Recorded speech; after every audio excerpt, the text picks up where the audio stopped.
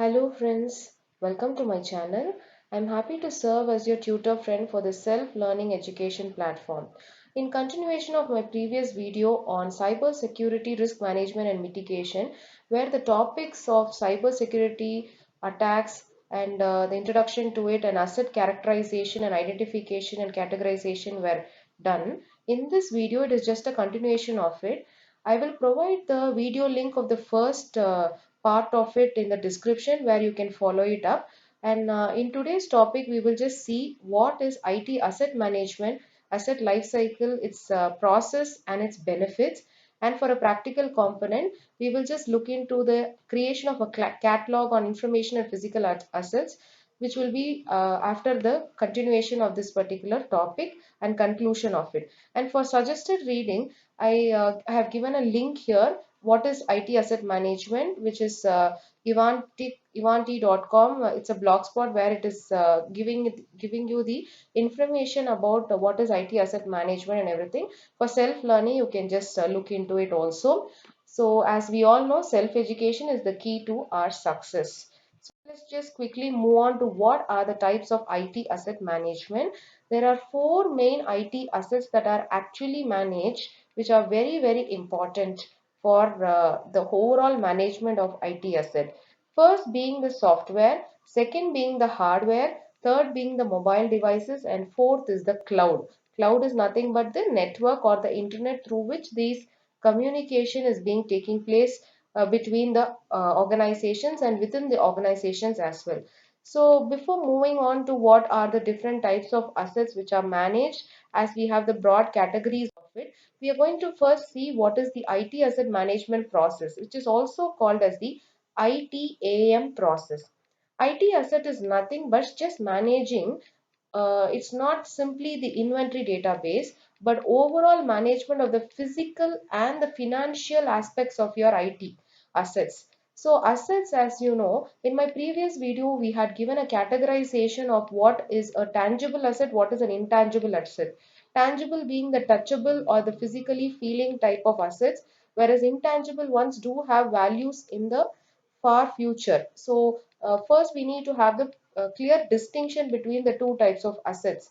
And overall management of this IT management process is like a sequence of activities where you have to capture how much returns I'm getting, that is return on my investment, ROI, and what is the total cost of ownership, TCO. All those are very important to manage the overall organization. For that, we need something called as the ITAM process.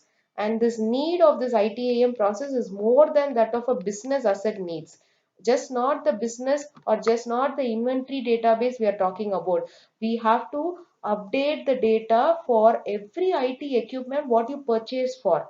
It's not just simply purchasing the furnitures or any fixtures to your company or organization. If there is any repair, where you try to do it and all those things. It is more than that. It is not only simply the day-to-day cost of what you're bearing or what your company is bearing, but it has to be more than that, with updation of your software, hardware, your physical assets, your financial assets, and everything else. So that is basically, and the licensing of the software is also part of this ITAM process. We will quickly see about the types of ITAM asset, as we saw in the first part of it, where you had the physical assets and the digital assets, which are actually together classified as the hardware part of it. The physical assets are nothing but your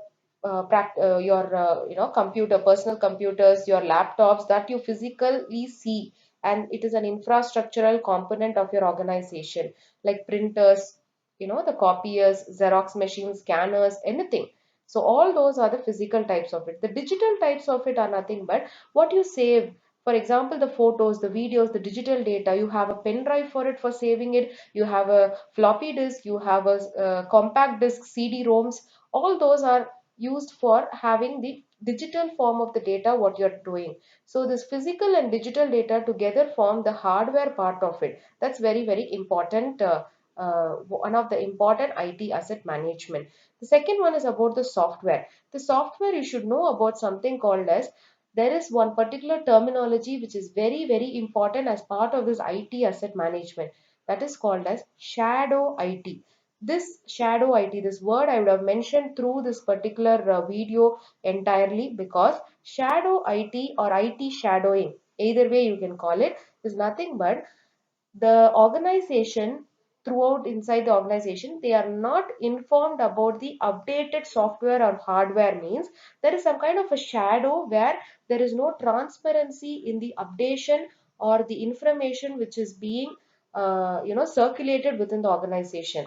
So the IT management or there is no knowledge about what is the actual growth or the updation of it. If suppose a software is there, for example, let's take an iOS. Okay, iOS system, suppose the updation is some 11.2 version. For example, I'm telling you, if that 11.2 is not updated or is not known, is not in the knowledge of the workers in the organization or the management on the whole, then that particular organization is now under a shadow IT, where the upgraded version of the software and hardware is not available to the users as well as the customers as well as the workers in the organization.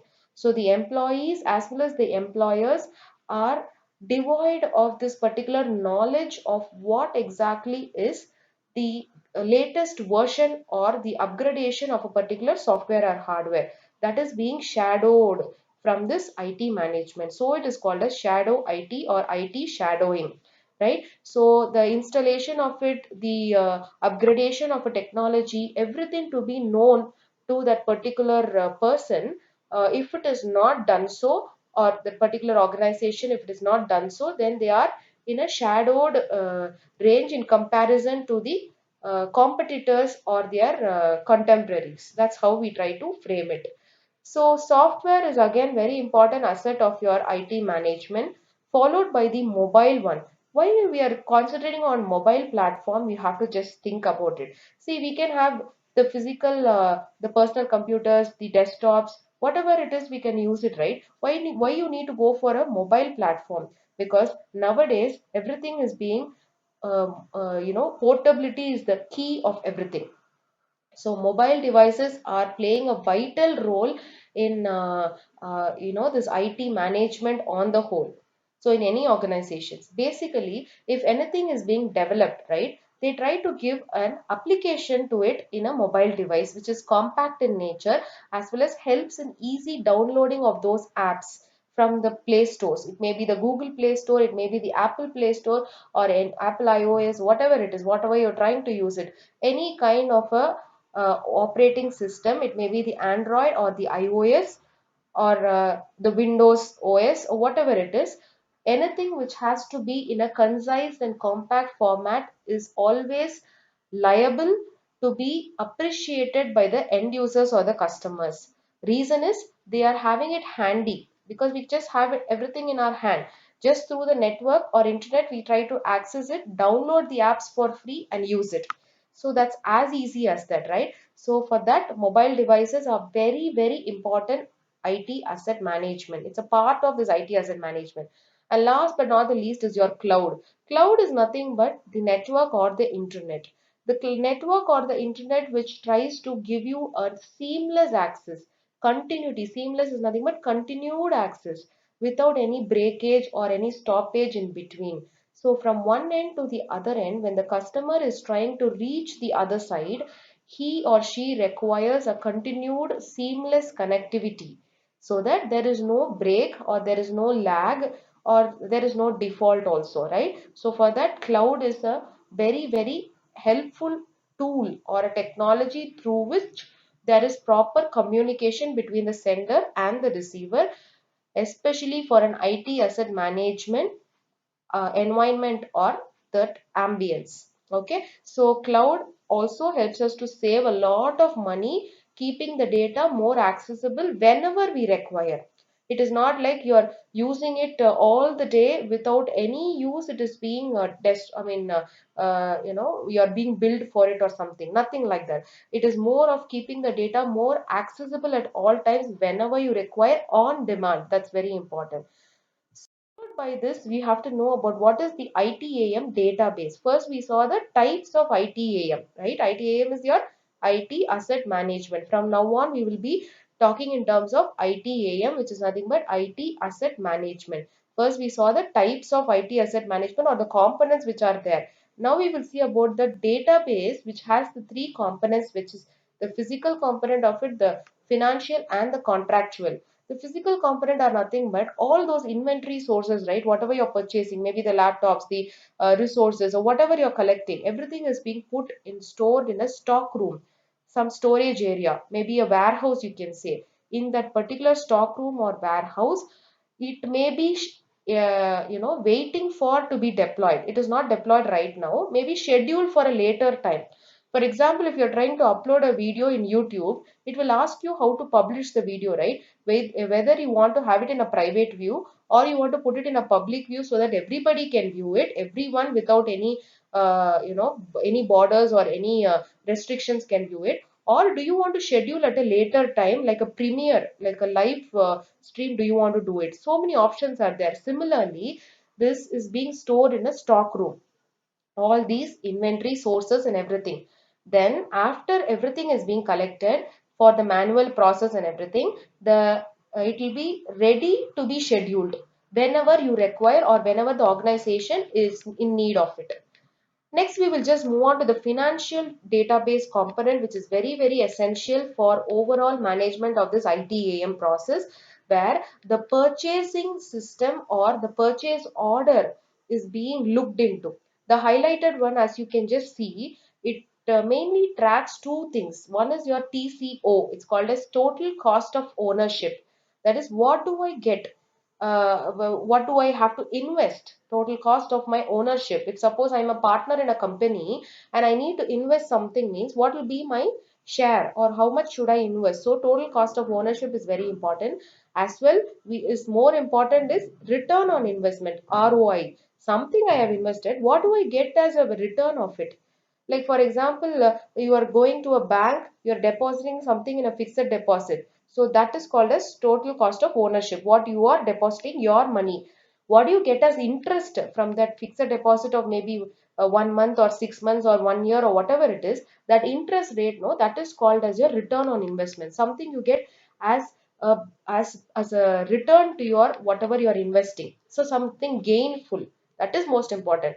So we don't want anything to be lost, right? We want everything to be profitable. So that return on investment should be how much amount will I be gaining out of it or profitable to me.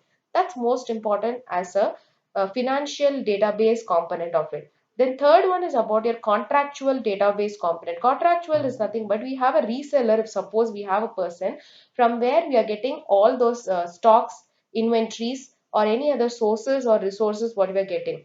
So in such a case, after the entire negotiation process is done, we try to get a contractual type of service from that particular reseller. It may be in the form of an asset, or it may be in a form of a resource. It may be in a form of a the persons who are involved. For example, I want to hire some people on a contractual basis for for the time being for my project. That can also be done by contractual basis, which is again an important part of your ITAM database. So first was the ITAM types of assets which are there, like hardware, the software, the mobile and the cloud, what we saw in the previous thing. Now what we saw is about your ITAM database components, which is your physical, your financial and your contractual one. Next important thing is why we go in for this IT asset management. What is the need? Why should I go for it? You'll have so many thoughts in your mind. What is this to do with the cyber security? Okay, so how do you relate it? First and foremost, you should know about why I need to go for an overall management of something. Management is you're managing it, you're controlling it, you're organizing it, you're making it in a better picture of your organization, right? In a clean, neat, and streamlined way of proceeding through it. For that particular thing, you have something called as this IT asset management. So IT asset management helps in increased efficiency in your project management. It provides a better data security. It improves your software compliance and gives you better communication between the business units as well as the other things. Like for example, B2B, that is business to business is possible, business to customer is possible.